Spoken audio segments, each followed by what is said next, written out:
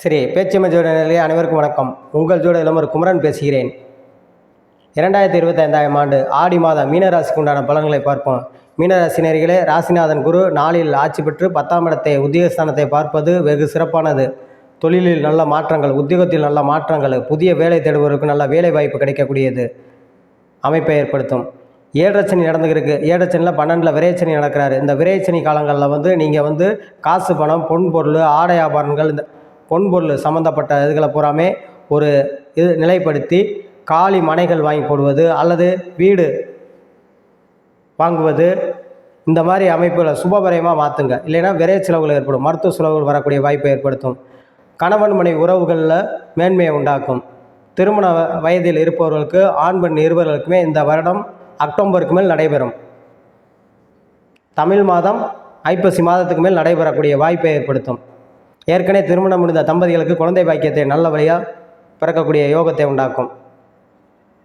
மீனராசி நேயர்களுக்கு வழக்கு சம்மந்தப்பட்ட இதுகளில் புறாமே இருப்பவர்கள் சற்று கவனமாக இருக்க வேணும்.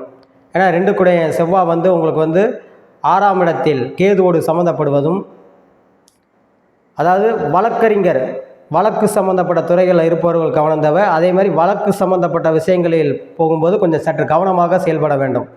மீனராசினியர்கள் வண்டி வாகனம் போக்குவரத்துலையும் சற்று கவனமாக இருக்க வேண்டும். வயதானவர்கள் உடல் ஆரோக்கியத்தில் சற்று கவனம் தேவை. புதிய வேலை வாய்ப்பு தேடுபவர்களுக்கு நல்ல வேலை அமையும். படிக்கும் மாணவர்களுக்கு நல்ல மதிப்பெண் எடுக்கக்கூடியதையும் நல்ல முன்னேற்றத்தை ஏற்படுத்தும். உயர்கல்வி படிக்கும் மாணவர்களுக்கு வெளியூர் சென்று படிக்கக்கூடிய யோகத்தை ஏற்படுத்தும். இந்த மீனராசி நேயர்கள் விரைச்சனி நடப்பது, யாருக்கும் ஜாமீன் கையெழுத்து போடுவது, பொன் பொருளை கொடுத்தால் அது விரயமாகவும் வராது. அதற்கு தகுந்தது போல் நீங்கள் பொன் பொருளை அடகு வைத்தோ அல்லது வேறு ஏதோ விற்றோ இடம் பொருளை போடுவதோ வீடு வாங்குவதோ அது சுபவிரயமாக மாறும். அப்படி இல்லை என்றால் திருமண வயதில் இருக்கும் ஆண் பெண் இருவருக்கும் ஒரு சுப விரயங்கள் நீங்கள் பண்ணிங்கன்னா வேறு விரய செலவுகள் எதுவும் ஏற்படாது.